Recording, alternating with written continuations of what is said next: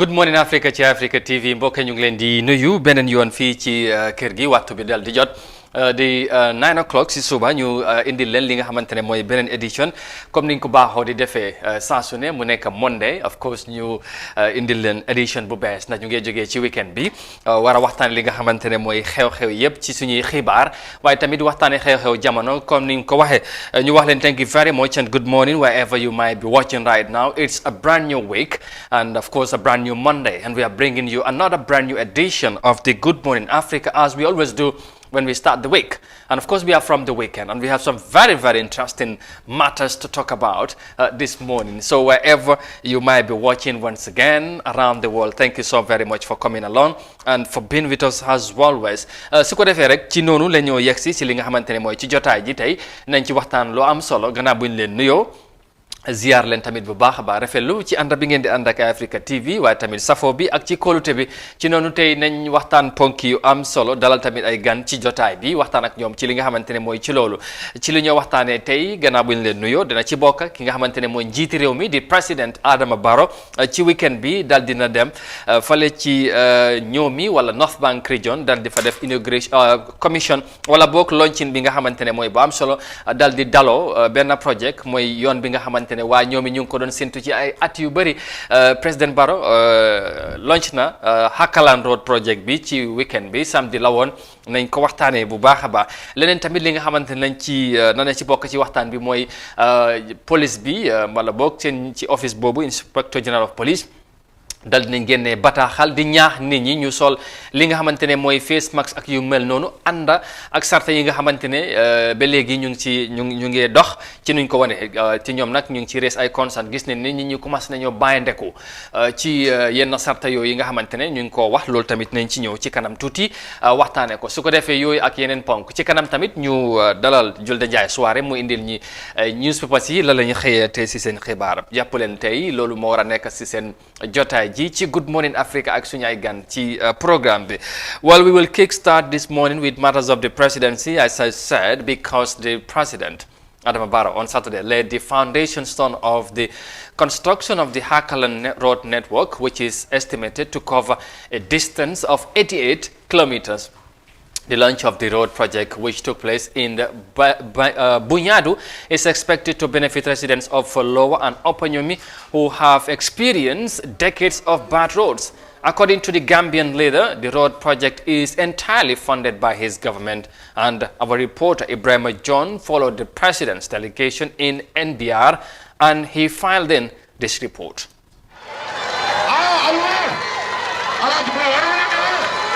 The Gambian leader, led by a high-powered delegation, embarked on what many believe to be a development-oriented tour in the northern part of the country on Saturday. The delegation includes cabinet officials and National Assembly members.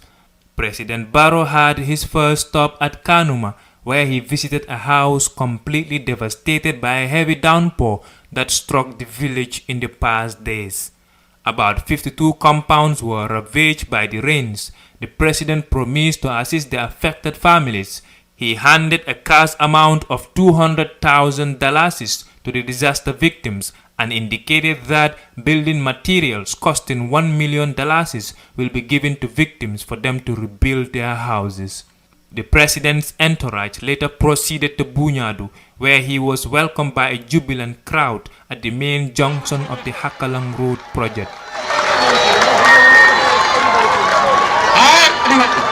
In addressing the gathering, the head of state announced that the historic Hakaland Road project is entirely financed by his government. At this juncture, distinguished ladies and gentlemen, I must mention that the Hakaland project is fully funded by my government. Therefore,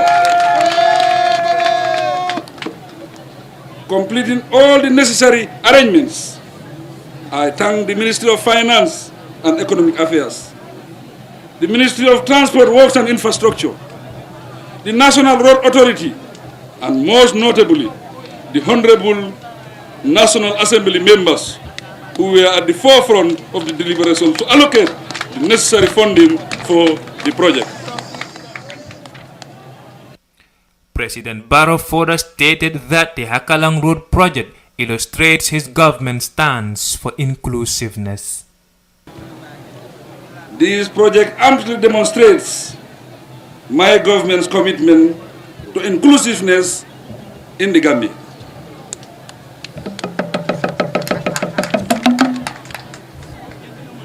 With improved road networks, the search for better social facilities and employment opportunities in the urban area will be curtailed.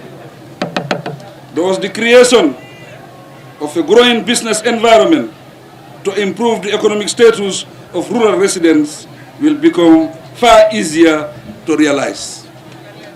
After the laying of the foundation stone for the 88-kilometer road project, the president proceeded to the administrative headquarters of the North Bank region, Kerawan, where he laid the foundation stone for the building of an office and residential edifice for the governor.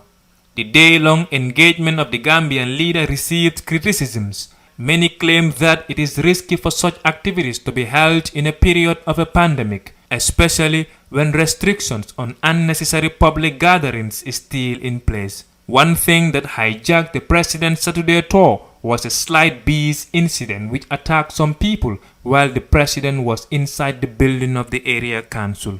Ibrahima John for iAfrica News.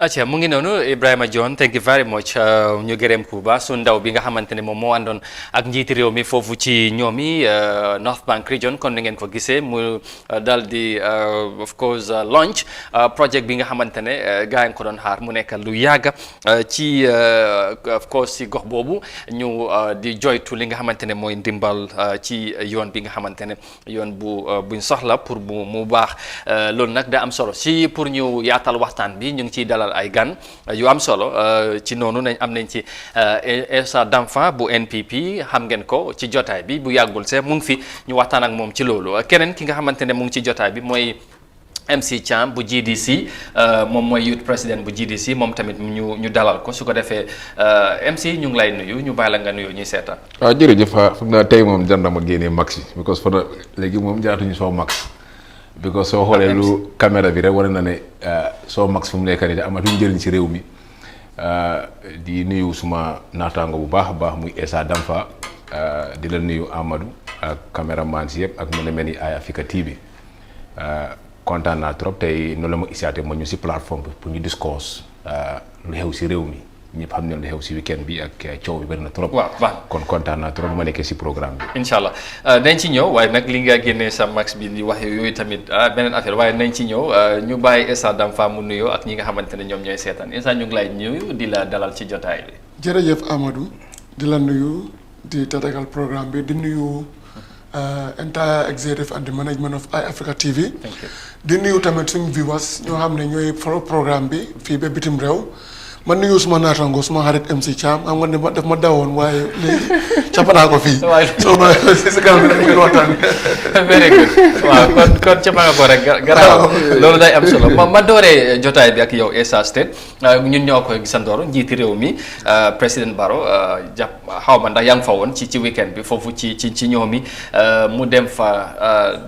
launch project bi kon ni ma ko waxee woon ci starting bi waa ñoomi ak waa North Bank yàggoon di soxla lu mel ni di ko joytu ci nguuri fi jaar te ñu gis président Barrow fexe loolu mu door project boobu waaye mbir mi num demee dafa mel ni dafa rax leneen lu mel ni comme politique dajaloo nit ñi ak yu mel noonu est-ce que dafa demuloon pour campagne ci boole ko ak project bi ak yu mel noonu.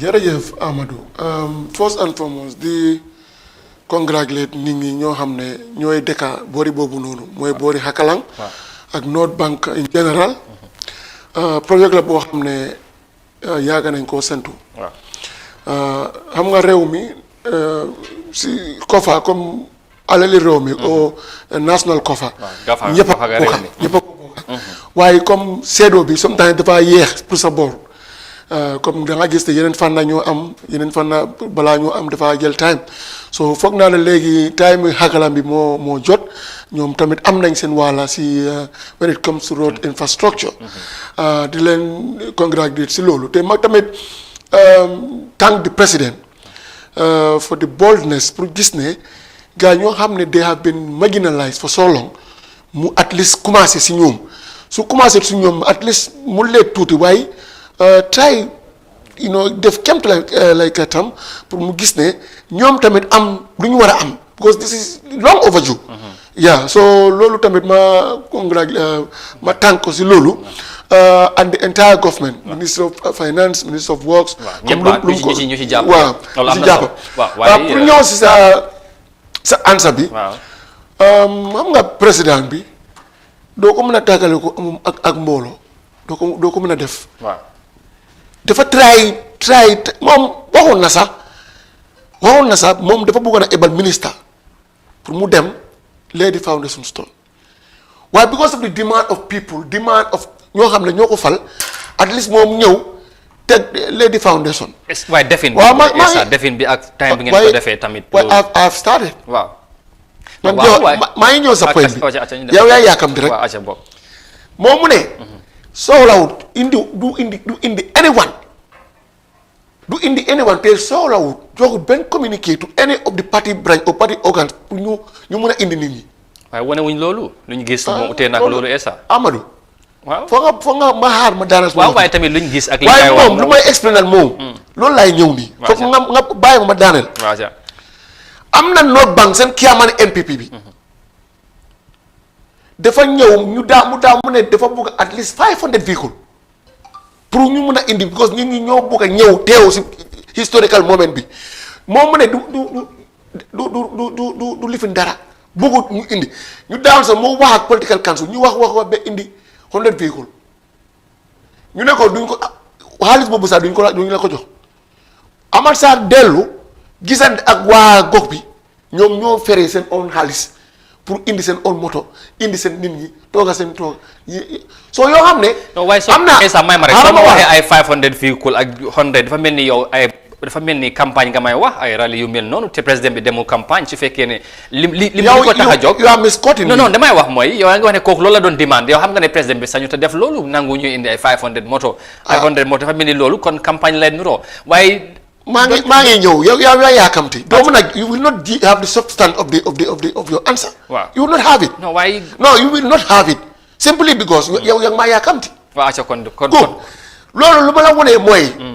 you know the president party can foot the bill the president can foot the bill booy mu ne man soxla ma because fu mu nekk léegi nii I'm not gathering people man I'm going with my executive with my cabinet few cabinet ministers. ñu dem ñu Lady Foundation. waaye nit ñi ñoo feel overjoyed mënuñoo téye seen bopp am na ñu jógee Kombo ma wax la leena that's one guy ku indi gars yu am flute bi comme dañ foog ni sax lii la batiyaay la woon it's a one person Jinkon Foundation ñoom ñu ne soxlañ ka xaalis si kenn moom jël 10 véhicules indi fa nitam ñu dugg a dem kan moo leen tere. am na ñoo xam ne dañ dem ba ñoomi lamen dal foofu noonu so the problem is mooy nit ñi. waaye léegi waaw ñoo bugg seen président bi nit ñi ñoo yaakam di programme bi. waaye est-ce que kon tamit nit ñi non waaye esa tamit.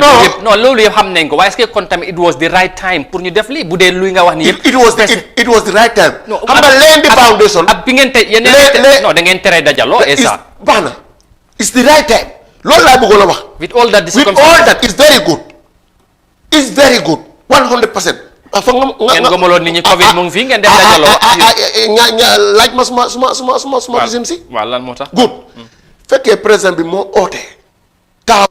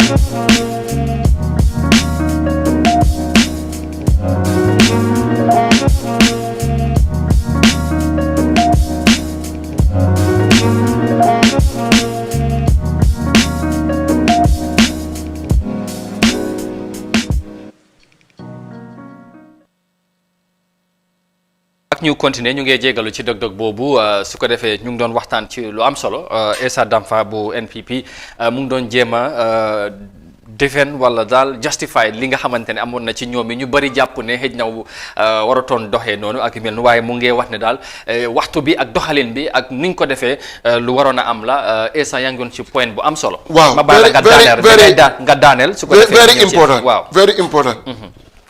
xam nga ne Lendi Foundation projet bi. waaw warutaat time bi warut a weesaat pour ñu wax ne pandémique lañ nekka that's the excuse loolu du mën a am président bi dafa war a dem Lendi Foundation ñii ñoo xam ne they risk themselves and they risk their life and they risk everything for because of ñoom lu ñu gis mooy foog ñu witness the historical moment historical event président bi owut kenn taw ne da ngeen honor everybody pour mu attend waxu ko yow soo ñëwee ak sa own cost who will say no nobody will say that you should not come. non waaye xam nga léegi pour daane waaye xam nga ne nguur lim bugg a mu am dana am lim buggut tamit du am. ya ma ne.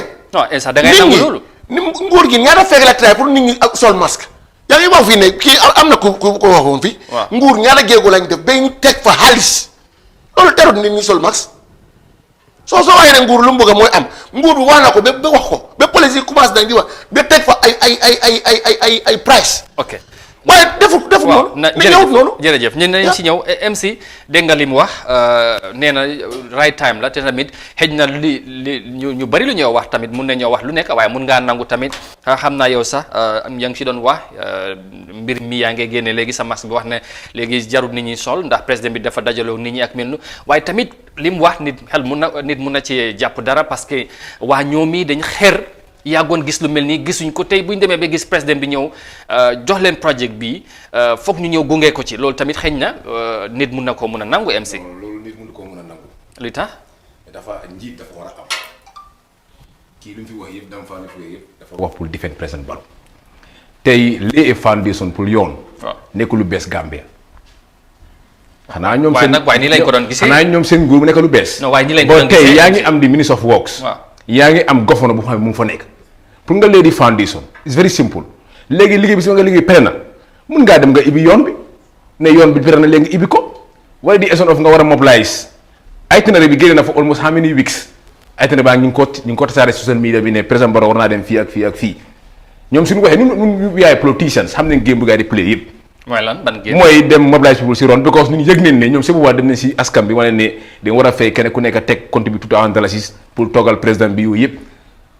xam nga yooyu nga xam ne yow nga xool di average pharmacie jamono yoo xam ne ñu gaa yi sonné nga wax bi dis Covid 19 gaa ngi toog seen kër yi yàlla ñàkk a génn seen kër yi dama fii laaj ne président Barrow rules yu nga xam ne moo ko isi pour dis Covid 19 moom moo break rules yi un rules am.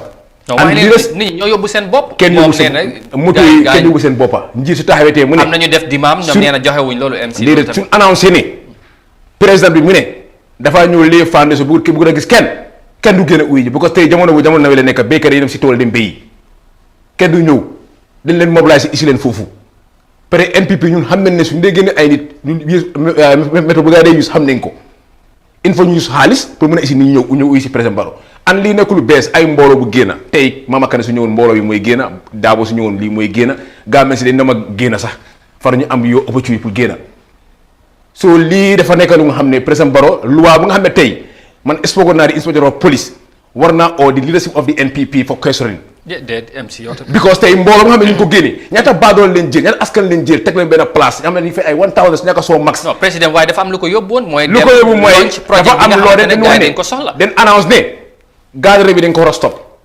lii c'est political gathering whether you like it or not den joxe announcement ne through the office of the president through the support of the president ne gathering dañ ko war a stop. waaw ñu make sure ñu respect the rules. obviously waaye président bi tamit waxu ne mu ngay dem gathering wala campagne. mbooloo bu génn daf laa wan ne is président bi def loolu fa loolu demal. waaye ku lay defal lu baax su nekkoon tey man ana naa Mama Kandeh for exemple ku lay defal lu baax ana ma jël exemple ana naa Kandeh. waaw ñu dem Abuko ñu ne Kandeh 5 minutes ñoo la bëgg a gis ñu dem ba Abuko Kandeh gis mbooloo ñu ngi ko welcome Kandeh mu ne ma toom waxal gaa yi du ma wàcc si moto bi damaa dellu baak bëgguma break law bi in Abuko ma wàcca waxaa jigéen nangu woon ñu toog Kandeh toog naa ñibbi dem Basse nangu la wàcca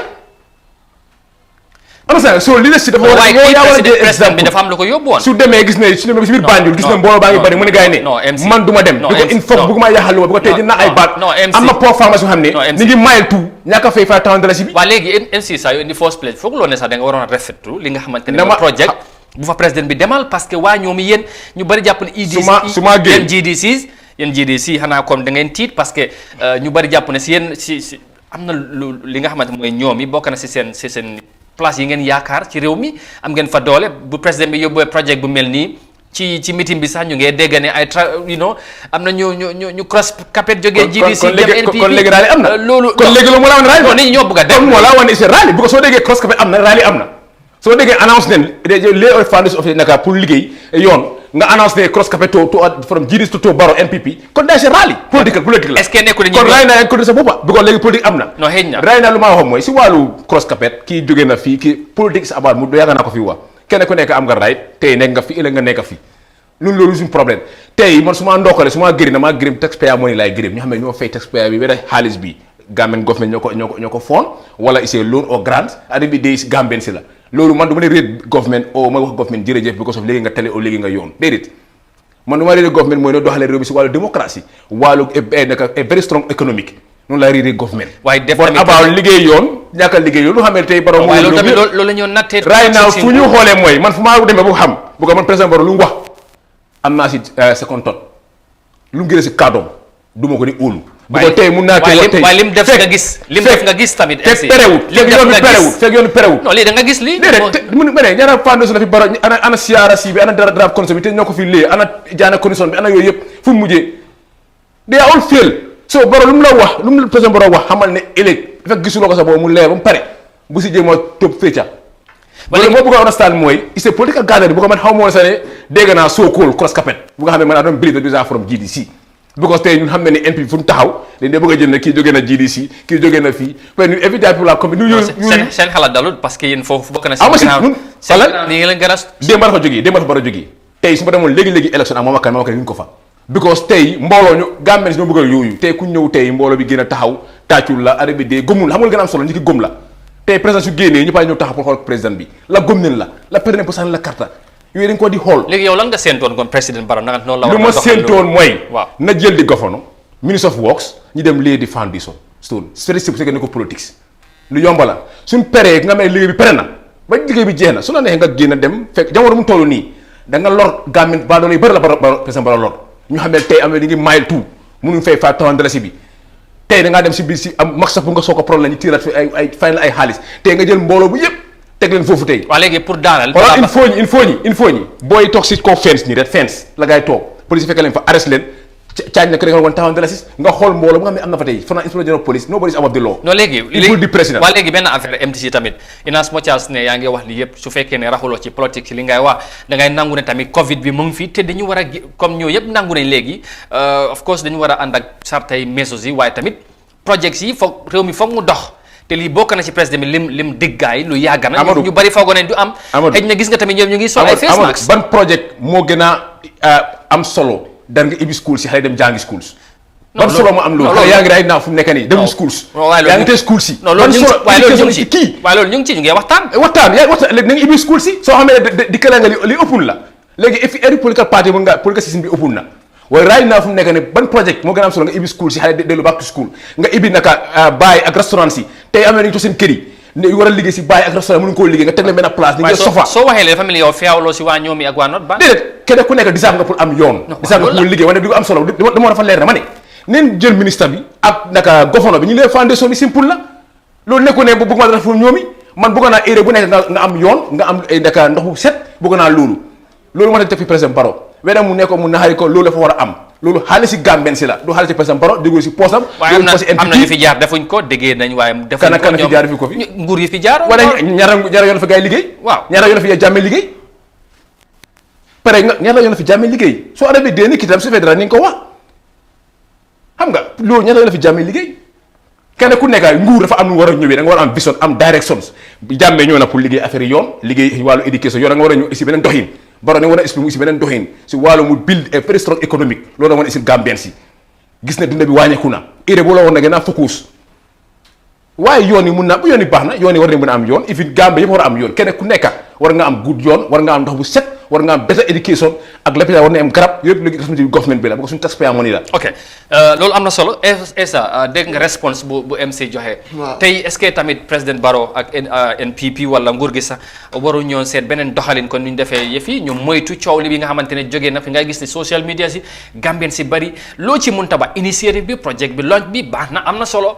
déjà nañ share of the cake waaye doxalin bi ak time bu nga ko defee Gambien si loolu la ñu rafetluwul because feebar baa ngi fi joxeegul fi war nañ dund ak moom waaye tamit comme ni mu wax gouverneur bi mënoon nañ koo lanc ak minister of li nga xamante ne mooy bu yoree wàllu boobu foog naa ne loolu moo gën loo ci mën a wax. waaw jërëjëf si lu xam nga ne foog ñu get back tuuti ñu dellu gannaaw tuuti ñu xam ne. waaw COVID-19 is here, is not going anytime soon than expected. Wow. So we have to learn how to live with this pandemic.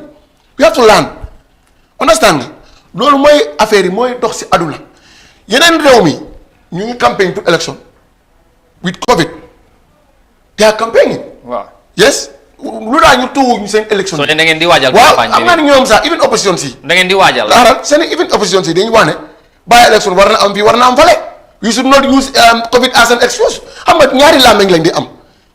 Anywhere that favors them is good.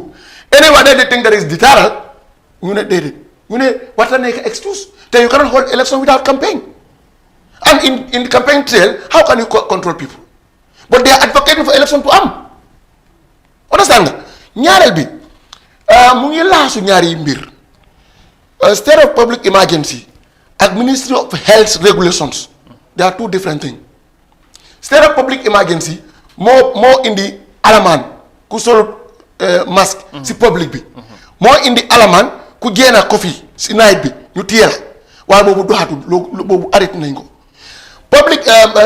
public health regulations yi moom ñaax na nit ñi pour ñu jël all the precautionary measures waaye teguñ benn loi oo suñu la téye dinañ la teg oo dinañ la def li teguñ ko boobu indiwul amul doole boobu noonu waaye ñaax na nit ñi pour ñu jël precautionary measures boo xam ne yow sa own aar la yow sa own dimbale la. waaye soo léegi pour ñëw si sa lifin bi. waaw man foofu laa bëgg nga ñëw. waaw maa ngi ñëw foofu noonu. waaw xam nga ne foog ñu fair si nit ñooy North Bank people foog ñu treat leen fair GDC ak MC dañ tiit because ñoom day xam ne ñu ngi jublu by élection yi seen council bi so gis nañ ne yëg nañ ne xam nañ ne waa Joka waa ñoomi waa Hakalang pare nañ si ñoom xam nañ loolu. te loolu moo leen fa yóbbuwoon. non. xaaral ma wax la. loolu nga bëgg a wax. non loolu moo leen fa yóbbu. non it's not about. non yow presque non.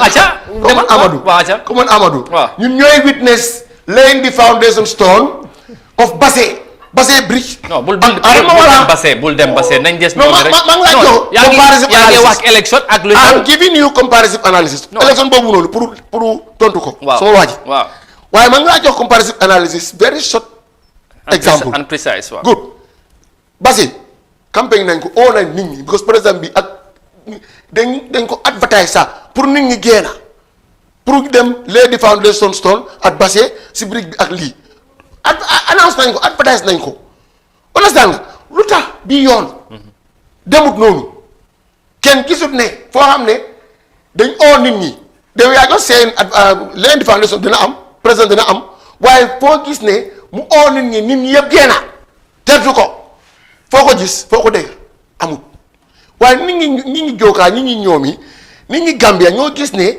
dañ kontaan dañ féexlu loolu mun naa am loolu mun naa am président la waaye léegi social media ngay wax ni non social media ngay wax ni non Essa boo ma waxee ne yéen pare ngeen ak GDC ci council bo site boobu te xam nga ne yaa ngi waajal flood west président bi next week mu ngi war a demaat côté yooyu loolu dafa mel ni yow yaa ngi wax ne léegi foog ñu dëkk ak Covid ndax gis nañ yeneen réew ñu ngay def seen campagne Covid mu ngi fi dafa mel ni yéen tamit ci loolu ngeen nekk di dox yéen a ngeen natta seen bopp ak campagne bi di waajalaat seen bopp because loolu dafa mel ni ñu bari ñu ngay jàpp ne élection yi ñëw ni test la ci NPP. I'm not saying campagne directly. You know xam nga ne ñoo opposition si they are the one advocating for election bi pour mu am ba élection bi pour mu am ñoo koy wax. non dafa war a am loi moo ko wax. ñu ne waaw loi bi moo ko wax waaye du ko tere. waaw AIC waxute duñ ko def. waaw ñu ne am na lu ñu nekk su loolu demee suñu amee clearance dinañ ko def loolu lañ IEC wax. ok léegi waaye léegi ñu ne it's not an excuse pour IEC ñëw indi gàllankoor because of Covid. ok léegi foofu élection foofu war na am. léegi IEC def. diisoo ak population nañ tegee boobu boor. léegi maa ngi ñëw nekkut nañu ñuy campagne. ma ne boobu leer na dina da ngeen campagne ñu leen ñi yaa ngee gis te ñi yaa ngee bàyyi xel. léegi yéen li ngeen def ak li ngeen wone si weekend bi. te buñ demoon ba yenn ci political party ndax xam nga ne ñu bëri dañ dal di ñàkk a ànd maire tamit ci ñu rejeté li nga xamante ne mooy draft bi rejection bi métti na leen. te bu fekkoon ne political party wala beneen groupe bëggoon génn pour ñaxtu apply li nga xamante ne mooy permit lan nga foog ne wàllum loo war a nekk taxawaay IGP bu boobaa. waaw gis nga ne foog ñu understand ne ñun apply yuñ permit. as a political party non ma leeral foofu noonu. waaw non président ñun apply yuñ permit pour xool any political rally for NPP defuñ ko. waxuma la rally de. léegi nga ne opposition party suñu bëggee. wala beneen groupe. waaw beneen groupe waaw because am na ñi nga xamante ne barki demoon Ndiaye la gaa yi jógee démonstration. fan. moom sax gis naa ko foofu noonu. Gambia Women's Life Matters. dañ dem démonstration defoon nañ ko. waaye loolu nga xam ne ay. am na. te aji bi moo leen jox permit loolu am na. understand nga léegi soo amee. waaw léegi bu dee political party la comme yéen ni ngeen ko doxalee. fekkee political rally la. as a political party la bu ko xool fekkee protest ñu ne draft bi duñ ko génnee neexul leen dañoo wër adduna bi yëpp ñu dañ ci naxari ndax président Barrow taxaw na ba aaye leen li nga xamante ne mooy Third Republic jox leen constitution bu bees bu ñu waree génn pour ñaxtu loolu ndax IGP foog nga la mu war a nekk taxawaayam bu boobaa. lu ko teree def because gis nga ne lii. kon yow is a protest la. waaw yow de nga it's very different from political rally. protest bi mu ngi am ba tey am na ñu def protest bi. yow bu boobaa dafa war a def non loolu des na si IGP am na foog ñu jàngat situation bi foog mu jàngat ko des na si moom jàngat seen application bi then lay down his conditions on his team léegi fekkee fulfill nañ ko ñu go ahead with their thing fekkee dana leen reject tamit loi bi moo leen reject fekkee nanguñ ko ñu yóbbu ko court for redress loolu loi bi wax na ko so loolu du tere président bi pour war na dem Lady Foundation pour mu bàyyi ko mu cancel ko fekkee moom dem na nit ñi ñoo gis seen boppam because lu moo wax fii amul kan lañ ban nit lañ forcé pour mu génn ban nit lañu jox xaalis pour mu génn am na ñoo xam ne dañ jël seen own xaalis man wax naa la benn syndrome. non waaye ñu bari ñu ngee tuumal ne président Barrow moom buy dem ay rallye ak yooyu tooga yooyu problème la doo dee gis añ ñi ñu dee struggle moo tax ñuy dem di ñaax nit ñi nag ku nekk teg tamit loolu ñu ngi leen koo jowee. waaw loolu moo indi transparency because président Barrow war na laal dara from people ko fa loolu moo laa wane ne. yow ngay moo laa wane ne nit ñi ñoo ko bëgg di ko toppa because fekkee yow da nga paree nit ñi. kon contexte bi contexte bi am na soo waxee lii yaa ngi justify loolu maa ngi answer sa question. waaw non da nga fekkee yow yaa ngi indi nit ñi mun loo leen provider añ mun loo leen provider lekka mun loo leen provider yoon ndox bu ñu naan. léegi yow pare loo pour gaa ñëw because soo ma invité si sa ngénte nga romba ma ak palaat bi man gis ma dara pare loo pour ma ñëw soo président bi fekkee loolu la def comme pare woon nit ñi ñëw. nit ñi ñooy forcé sama bopp ñëw non bii taxul ñu wax bi mooy daf doon am balaa bii.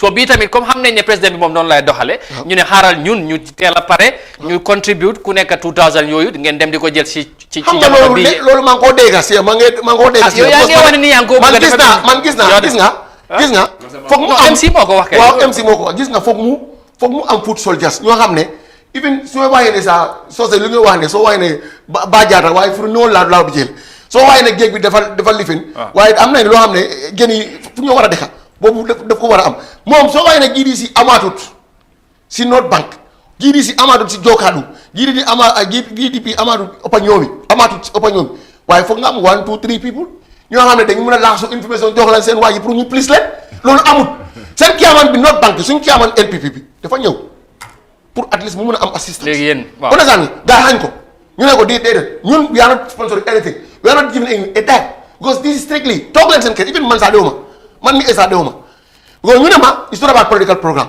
strictly for Minister of Works. ok léegi doo mën a am microphone pour wax. léegi pour léegi pour ñu jeexal balaa ñoo dem. waaw cross carpet bi ngeen wax loolu tamit ci rallye lañ ko xamee ci politique lañ ko xamee bu fekkoon ne sa am na ñu war a jógee GDC ñëw ci yéen mënoon ngeen wax ne gars yi nañ xaar ba rallye comme élection yi bu campagne bi dooree ngeen def loolu waaye ngeen tem di announce àdduna bi yëpp dégg am na ñuy cross carpet di ñëw di ci NPP loolu tamit. waaw dana jafe nit ñu gom ne lii du politique et ça.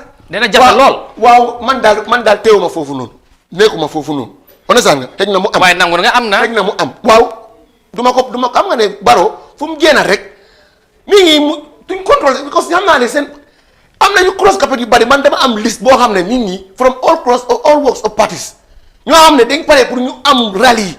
liste pour ñu mun a wone waaw liste bi bari sama bopp bi. waaye yow ñu every day ma ngi leen a ñaan ma ne leen du ñu mun a am any political gathering duñ ko mën a am duñ ko mën a am xaar leen ba ñuy yàkkamte ba bugg a dee dañ pare pour at least ñëw ñu am rallye ñu defect publicly. soo da ngeen di launch waaw danañ ko launch. li ma bëgg a wax mooy cross carpet bu ñu gis si weekend bi loolu launch la rek ne am na ñuy war a jógee di ñëw. non kooku ngeen wane kooku sax man séntuwuma ko woon sax waaye xam naa ne gars yi nekk ak GDC Jokaadu dañu amaat ñoom lakkol bu bari dañ pare ñu ne dinañ woon seen boppam si après si élection bi ñun ñoo leen wane am na suñu ñëwee si géew gi politique meeting bi is not politique because ku téye mic bi MC bi is from minister of work PS la. ok is not a politician so politicians yi mënuñoo am access to mic. waaw loolu dañoo wax rek noonu. waaw man loolu waaye xam nga ne loolu moom dañoo wax rek waaye léegi MC pour jeexal rek balaa ñoo dem ci beneen point bu ñu war a waxtaanee mooy tey bu fekkee ne li nga wax nii yëpp dégg nga instant li mu tontu leeral yu mu indi est-ce que tamit yéen nekku ne GDC da ngeen tiit ngeen di lose seen strength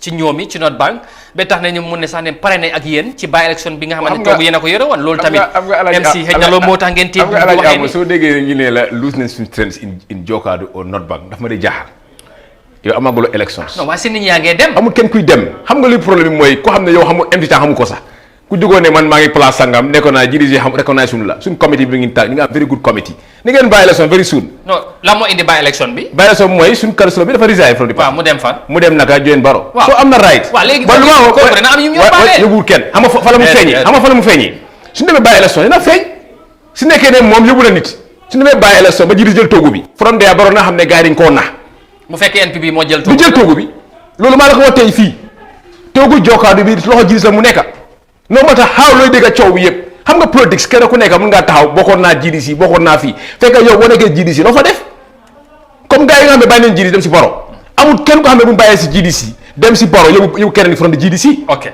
so noonu la déedéet fu lu bëri la wax fii. waaw lu bëri la wax si affaire yi North Bank ak GDC tey la gën a am doole in North Bank even fu gars yi métti noonu xakka la fu gars yi def nekka les soli mu su ma demoon tey élection GDC mooy win gis nga waa ñoomi nekkul orkat bu méttee GDC leen gis tey yu bëri projet boobu GDC defu bëri na fa balaa Baro di mun na fa yëkkati ay projets tey soo déggee Jokaadu yëpp ay ndox GDC moo fa def ay ndox ñoo fa sampal gars ay booxool soo kon tey su nekkee ne ñoom dafa fa ne ñoom xëy na les fois su bëgg di wan gars yi bëgg a nax gars yi loolu GDC ñoo fa def fa projet Baro fa loolu yëngalul leen yoolal ok fa la mu feeñee mooy si bàyyi élection bi dinañ ñu toogaat fi man ak Essa Damfa ok mu ngi noonu from there dina leer waaw nañ ñu gis diggante GDC ak loolu yàggatul NPP amul structure amul base amul benn xam lu fa nekka Baro mooy génna am ay ñu xam ne ñu anaama bu ko affaire xaalis la Baro lu mu def lu gaay def fii affaire xaalis la moo tax corruption moo gën a bëri si nguuri président Baro léegi lu nekk xaalis ko dugg even assemblée bi léegi compromise nañ ko jërëjëf mu ngi noonu nañ dem ci beneen ponk ba léegi xam naa nañ loolu la ñoo tëjewaat ci kanam because dégg nañ lu xew kerewaan foofu tamit def na fa benn launching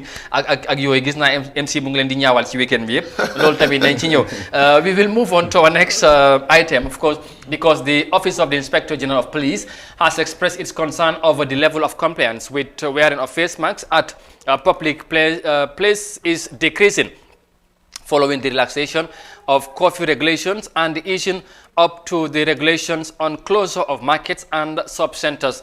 To this effect, the Office of the IGP wishes to remind the public that other COVID-19 prevention regulations, particularly the compulsory wearing face masks regulation, are still in effect and enforcement is ongoing. Individuals visiting public places and using vehicles are strongly advised that they must ensure wearing of their face masks at all times, the statement added. Accordingly, the public is further informed that the COVID-19 Security Task Force across the country shall pay specific attention on the strict enforcement of the compulsory face mask wearing regulations. Anyone found wanting of violation will be prosecuted accordingly. Well, the public is urged to support the law enforcement officers and the Ministry of Health in fighting against the COVID-19 by adhering to the compulsory face mask wearing regulations. So that's it. Loolu mooy bataaxal bu jógee ci IGP Inspector General of Police ñu ngi wone ne daal gis ne jamono ji ñi yaa ngee bàyyandeku ci sol face mask yi ak tamit dajaloo gi ak yu mel noonu te ñu ngee ñaax nit ñi ne luwaa yi nga xamante ne ñoom ñoo tere loolu ba léegi ñu ngi fi te tamit ñu ngee konte di ñaax nit ñi nañ ànd ak sarta yooyu ñu dimbale Ministry of Health ak kilifa yi nga xamante ñoom ñooy jàpp ci xeex mbas mi ci biir réew mi ñu mën koo daan donte ne feebar bi wàññeeku nag yu mel noonu waaye nit ñi tamit xëy na gis nañ ni daal nit ñi yaa ngee bàyyi nag te ñu ngee fàttale nit ñi ba léegi ne police yi ñoo kon ne di def seen liggéey pour bàyyi xel na nit ñi yaa ngi ànd ak sarta yooyu ak yu mel noonu loolu bataaxal bu jógee ci Inspector General of Police pour ñu ñaax nit ñi ñu bàyyi xel loolu MC ma ñëw ci yow straight yaa ngi ki doon wax léegi ni yaa ngi doon wax ne IGP war nañoo dem ci leadership NPP pour laajte gars yi wala sax wax leen la moo tax ñu def dajalo yu mel noonu waaye président bi am na li ko taxaw na jóg tey buñ demee ba ñu toll fii gis nañ ne police yi ñu ngi fàttali nit ñi nañ bàyyi xel sarta yi ñu ngi fi ba léegi gis nañ nit ñu bari solituñ face mask dajale yaa ngi bëgg a bari tey ban comment nga mun a def ci bataaxal bi police bi génn. ay police mu ngi fa woon si ñoom yi. ah mu ngi fa woon. la mu ngi fa woon. non leerul. waaw balaa. leerul seen press release bii. waaw nañ ko apply si NPP. loo bëgg a wax. seen press release bu gaa yi génnee nii fu ñu ko war a njëkkee dooree mooy si leadership bi si njiiti boppi réew mi. waaye loolu MC mun loo ko justify ak lu xew président bi dafa am li ko tax a jóg. déedéet dafa am li ko tax a dem mbooloo bu fa nekk foofu la gaa doon di arrest gars yi benn ñu wane sambuli foofu ñu xam ne soowul max si biir mbooloo gaar ni président Barrow bi mbooloo xam ne ñu fa tax soowul ay max nga téye leen jël leen arrest leen caaj la yóbbu leen court nga set exemple foofu from si Barrow Camp loolu mooy nga war a emale ñëpp si la justice du fa am nobody is above the law balaa nga isi dis press release bi di ko coow nii ak nii arrêt bi moo tax ma ne all political season open na in Gambia ba ki demal open président Barrow moo ko déclaré open kenn ku ne all political parties fu mu nekk kenn ku ne mu la neex mu nga koo def because tey evidence yaa ngi leer na tey yaa ngi tuumal yaa ngi wax président bi lu mu waxut MC moo ko def moo wane mbooloo bi tey su ko nag mbooloo bi génn nag gis na soo max mu oodi IG police ne la ne meg soo ñi yëpp nañ tasaaroo fii wala nga arrêté yóbbu leen nga joxe exemple si ñoom ñu xam ne yow pare nga pour xeex feebar bi sa collègue yi internal committee bi kenn ku nekk mu ngi pare pour ñu mën a xeex bu ñu génn si nee na la moom oote wut dafa oote su ko neexoon tey mbooloo du am président su taxawoon tey mu ne IG bi bëgguma benn mbooloo am mu call gouverneur bi mu call ministre ne bëgguma benn mbooloo génn pour political partisan bi ne la bul kenn ñëw comme ne Barrow su waxee tey lii ñoom dañuy wax li si parti kon parti bu amul contrôle amul leadership.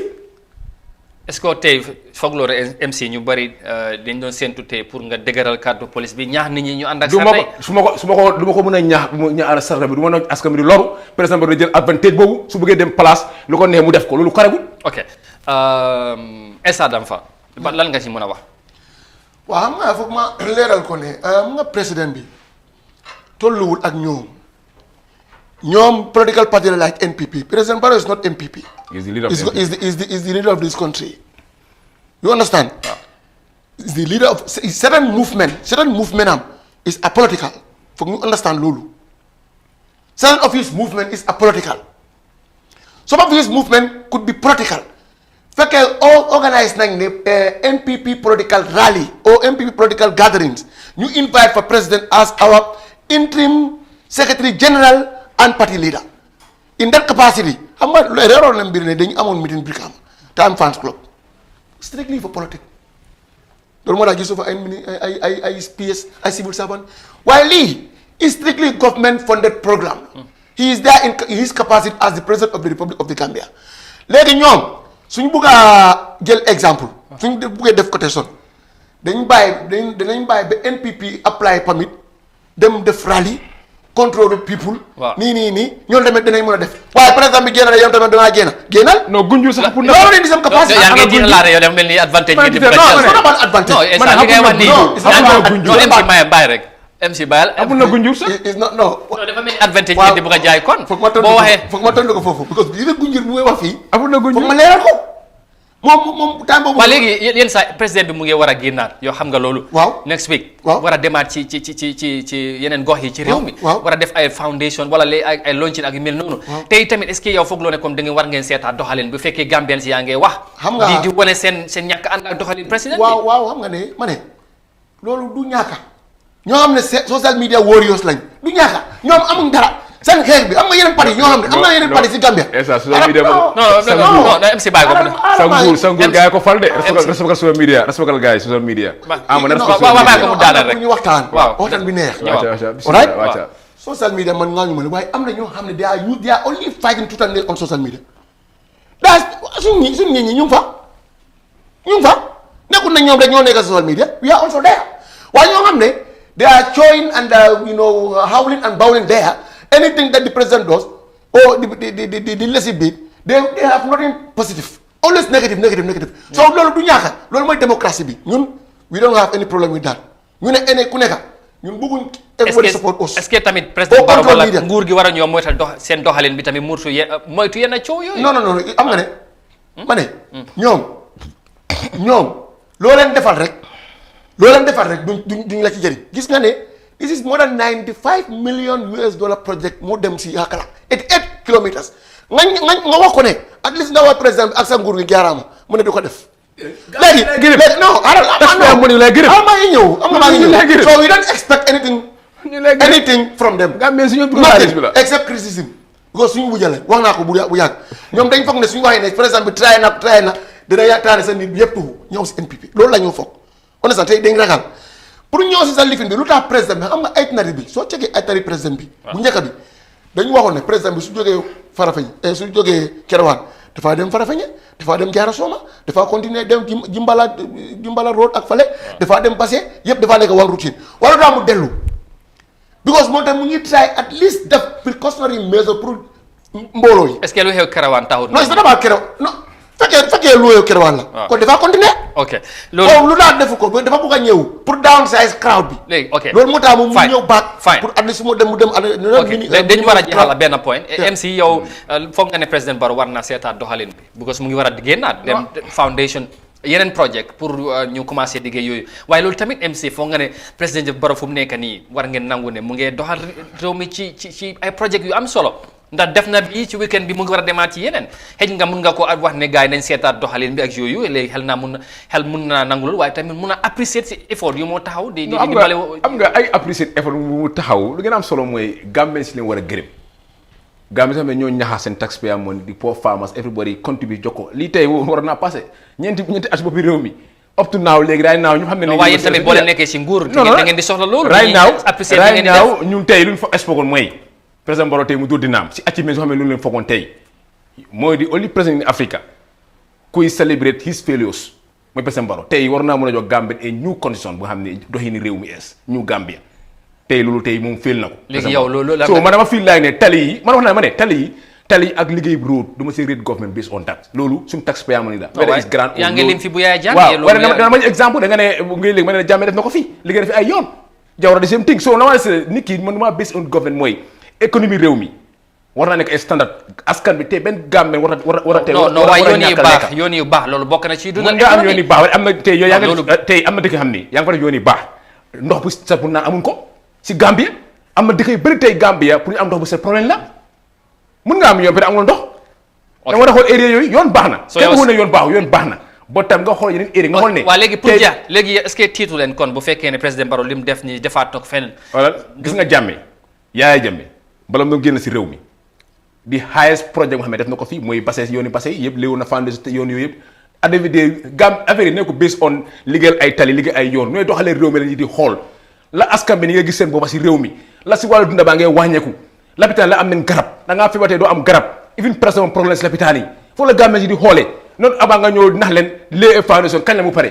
ok mu ngi noonu loolu am na solo su ko defee ñu jeexalee ko ak suñ la story bi tey ci suba si.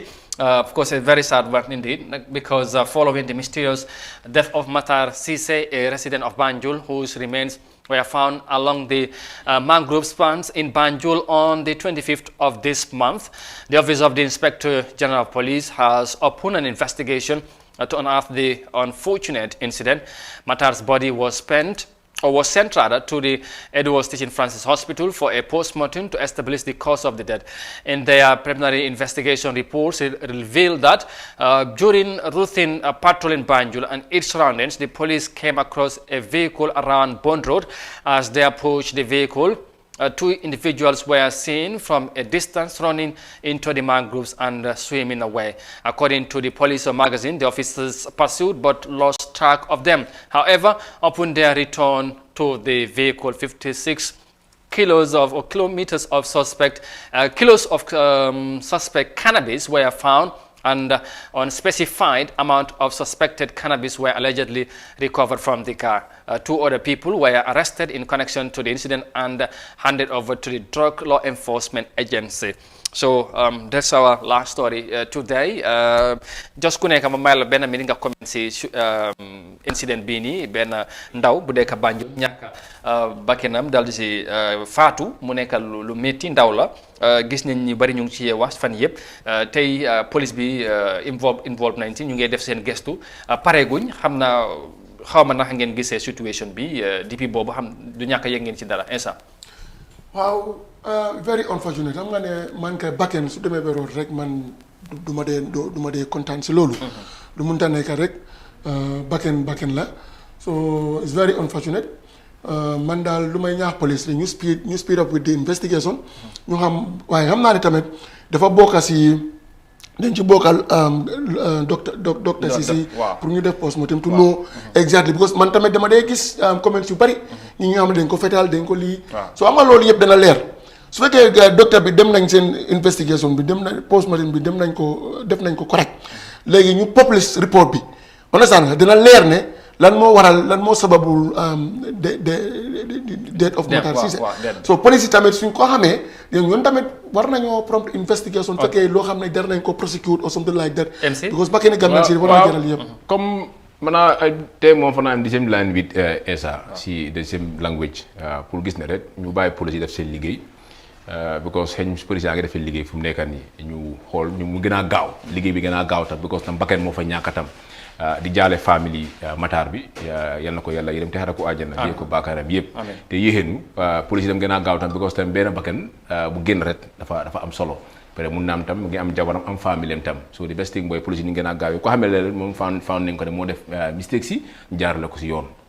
alright MC yow yaa ubbi ma bàyyi Essa tëj yow tamit tey gis naa ne nga ceeñi tuuri NPP to MB laa ka wax ma bàyyi nga wax ko sax lu xew Kerewaan seen tuuri parti bi def ko ceeñ de non ko wax moom mooy jëlis bi Essa lañ ko moo ko Essa moom moo ko wax moom jullee ngay reetee de mu ne ma MC yow da nga am problème de tu seen turi parti nga ceeñ ko am na yow Kerewaan loolu moom na nga fa demee Kerewaan gaay ñu ne Kerewaan c'est no go area am na gaay ngay def bu 3 years dañ génn fii ñu tiyaa gas leen waaw so itam gaay itam yow mooy tax ñu ne xaaral ñu tiyaa gas leen tam because tamit nga bañ a enforce laws yi waaw ngeen jël Gambien si di fay ay 5,000 dalasis léegi da nga bañ a enforce law bi trop ba team baro bi tam yow mooy ne xaaral ñu defal leen liggéey bi tam ay Gambien lépp moo tax ñu teeñ waaw peut être ak 1.5 billion 1.6 billion bi ngay wax ne ay muusi ak jana yi nañ ko gis si réew mi kenn gisu ko so fu mu nekk yow bay ne seen waa la bëgg a gis ñu gërëm la santal bu baax MC ñu bàyyi la nga jox gars yi dig daje bi next time jërëjëf thank you very much Amadou moom nag suñ ku neex waxtaanal la Essa suma xarit la suma waay la bi moom du tey since 2016 ni nga struggle ak moom waaw thank you very much di nuyu caméraman si ak ñuy seetaan programme bi yëpp ne ñun moom suñu plateforme nii la def di tàngare ak vidéo suñu génnee ànda léegi nga waxtaan loolu mooy suñu diggante maanaam moom jaama leen seexoo waaw MC Essa yow tam foo ngay tëjee lu xew Kerewaan yow mbay ak am nga ne loolu good sign la am nga ne ñu mbaxaay moom tasaare seen meeting bi ak am nga ne ñuy defar lem ñun ñëpp xam nañ ne we cannot do away from it waaw meeting bi man lu ma explain moo lu ma am gos nekkuma woon foofu ñu ne am nañu nit ñoo xam ne ñoo leen provoque ñoo laal yu mbaax yi pour moom am nga pour ñu lifin waaye it was alhamdulillah it was under control because benn bakken du fa to kontaan nañ doo ñu masaw ñoo xam ne dañ am fa métti ñoo xam ne def leen naari ñi leen masaw ñu am na ñu dem hôpital yóbbu leen affaire laal la waaw xam nga ne foog nga dem because poison la foog nga dem at least ñu check naka la extent bi foofu nekkul ne est-ce que fooguloo ne yéen da ngeen di wane North Bank ak ñoomi loolu nekkul seen place xam nga ne problème bi mooy te Kerewaan sax et North Bank xam ñu bëri xam nga ne Kerewaan stronghold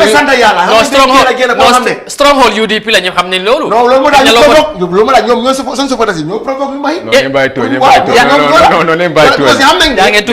Kerewaan lu ñu fa gis keroog musuñ koo xalaat because tuuti ñu tuux governance office from Kerewaan to Farafenni waaye baro bi moo naan mu ne yéen ci bii seen cer la dama ko war a saxal ma jox leen dinaa la owal ñaawru nga leeral loolu inshallah waaw am ñu bàyyi la man nuyu suma naataango MC Cham is a very nice man honorable man la waaye maa ngi ko mu gaaw balaa ñu tëj bunta bi mu ñëw join ñu NPP maa nuyu laa yow tamit ak sa caméra crew bi. the entire executive of Eye Africa TV tamit suñu seetaankat yi ñoo xam ne ñooy follow di programme. dina la dina leen jox di dagge ba another time. Inshallah.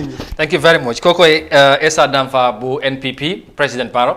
Of course ak MC Cham bu GDC mooy youth président bi ñu dalal leen tey ci jotaay bi ci Good Morning Africa kon ni ñu koy baaxoo di defee saa su ne ñu gërëm leen bu baax ñu gis leen ay ñaari ndaw yu active lañ ci waxtaan luy doxal réew mi politique démocratie li moo koy dundal te tamit day am solo bu baax a baax ñu dalal ñu mel nii comme ñoom ñu waxtaanee luy doxal réew mi ndax loolu rek lañ soxla léegi-léegi yëf yi foog ñu waxtaanee ko ñu bañ ko pàccoo kon gars yi nañ ko wax ñu gërëm leen sant leen bu baax ci teew bi du ñàkk yeneen jotaay ju amaat leen ak ay ñeneen ñu waxtaan ci yeneen ponk yéen tamit ñuy jaajëfal leen bu baax fu ngeen mënta nekk ci biir réew mi ci bitim réew ci ànd bi ngeen ti ànd ak Africa toujours bu leen dem of course tàggogu ma de maa ngi ñëwaat dama leen di gërëm rek ci ànd bi ngeen di ànd ak ñun saa su ne gannaaw suñ gan yi ñu jëlee short break ñëwaat indil leen news ci lu ñu xëy léegi-léegi incha allah laataa ñoo tëj jotaay bi jërë ngeen jëf.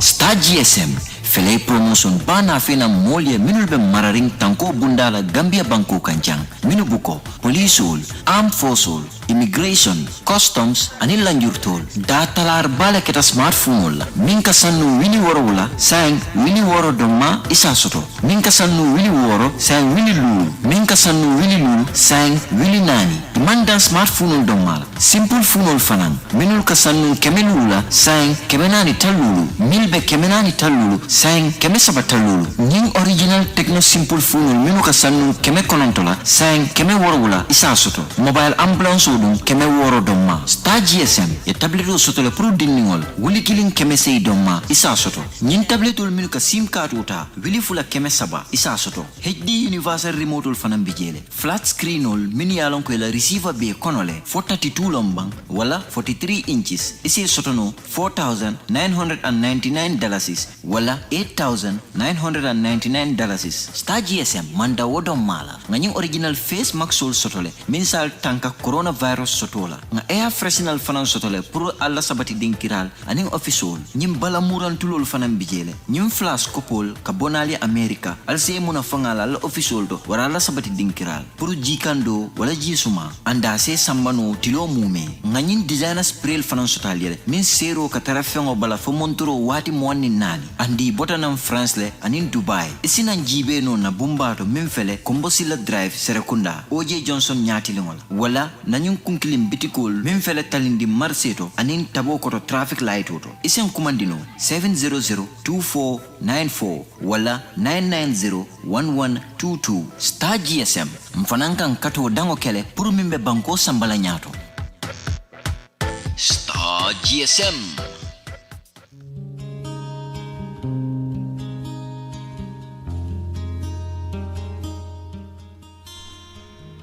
TRRC is mandated to make recommendations for prosecution or amnesty for human rights violations. However, the TRRC has not made any recommendations for prosecutions yet.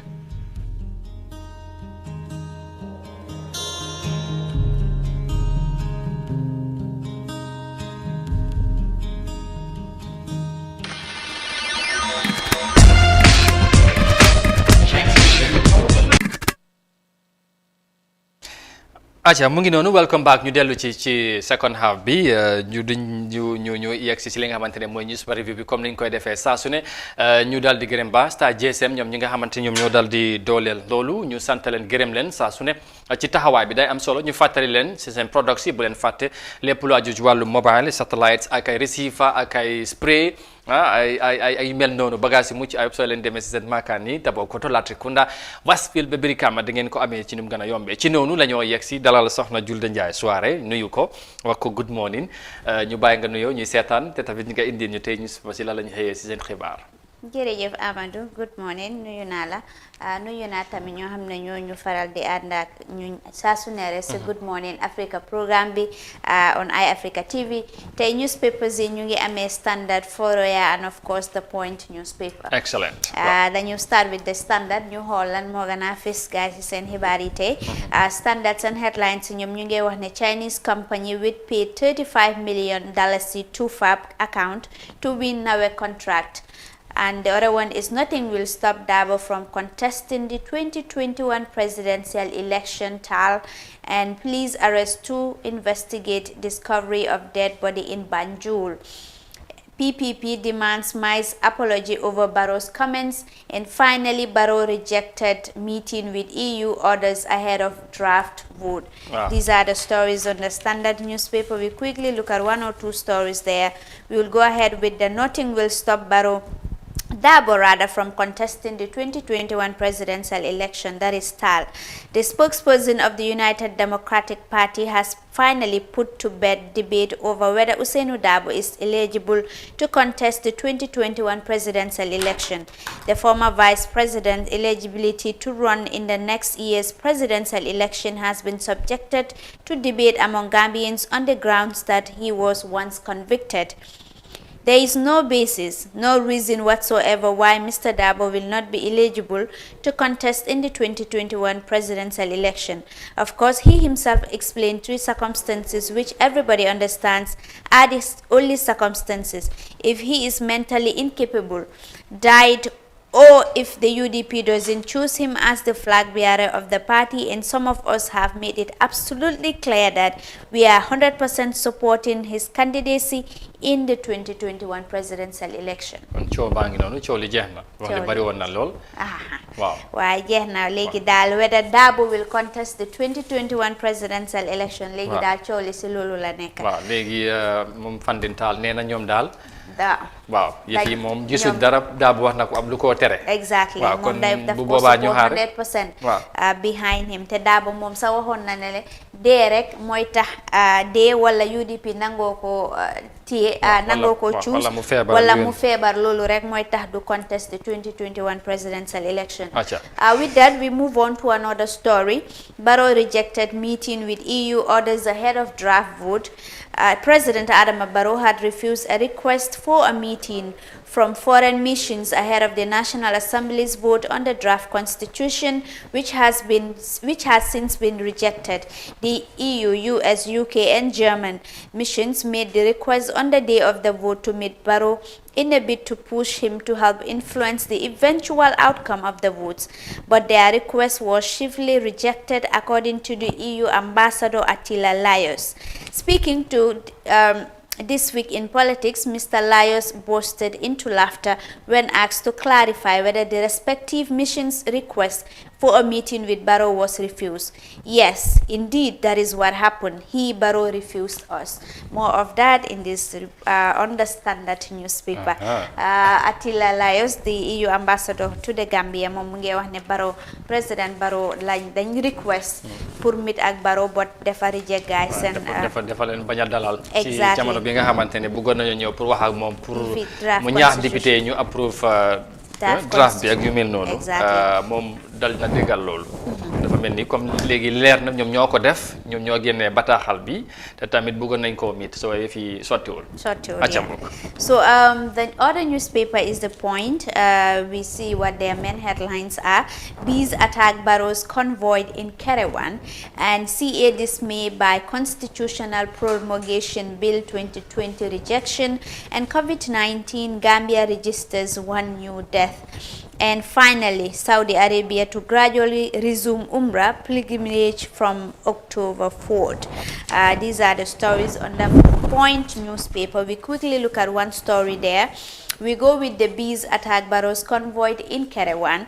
President Adama Barrow's convoy that went to lay the foundation stone for the reconstruction of governor's office and residence in Kerewan, North Bank region was allegedly chased by bees. Our source indicated that the Barrow's convoy was attacked by unstoppable bees that scattered the crowd. On Saturday, Mr. Barrow and his delegation crossed Banjul to Nyomi, where they laid the foundation stone for Hakalang Road project, a road that is in its worst condition. Detail of that on the Point newspaper. Wow, interesting.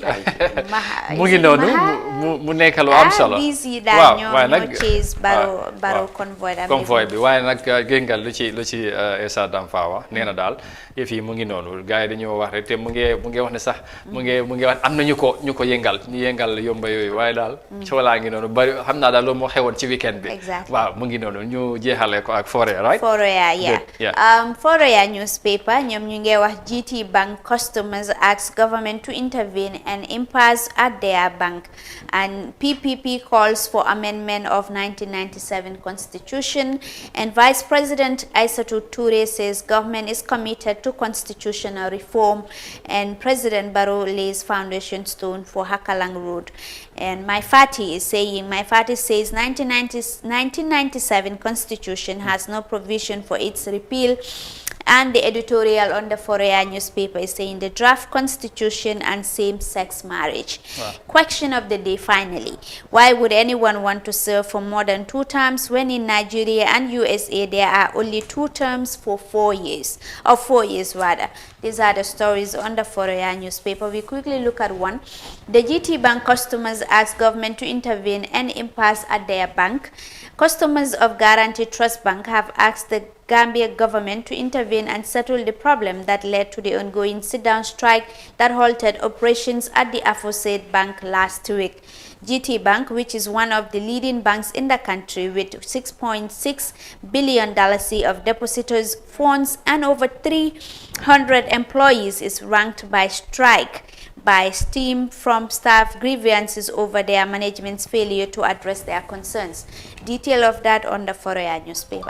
Lolu mo jeexal. Nga si suba si sa mangi romba customer yu bari ñu ngi toog ci banque bi xam naa bëgg a jot seen xaalis waaye gars yi ubbi wuñ ndax liggéeykat yi ñëwuñ te foog naa ne war nañ ci am taxawaay. moo tax ñoom ñu ngi ñaax nguur bi pour mu intervene. Exactly. mu solve the situation. waaw mu ngi noonu ñu dal di la gërëm bu baax Julde Njie soirée ci taxawaay bi amati na solo ñu jox gars yi rendez-vous suba inshallah. waaw ci beneen édition. waaw jërë ngeen jëf waaye Amadou jërëjëf ba suba inshallah for another edition of the Good Morning Africa program. Bye bye. All right, thank you very much, Julde Njie Soirée, with the newspaper review, and that eventually brings this news. Of course, I'm saying news, you know, I'm used to that now.